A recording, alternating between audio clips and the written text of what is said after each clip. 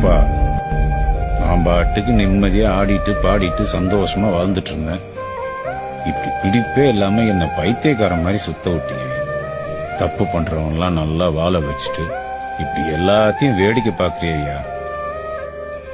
ஏன்பா டேய், என்னதாண்டா உன் நாடகம்?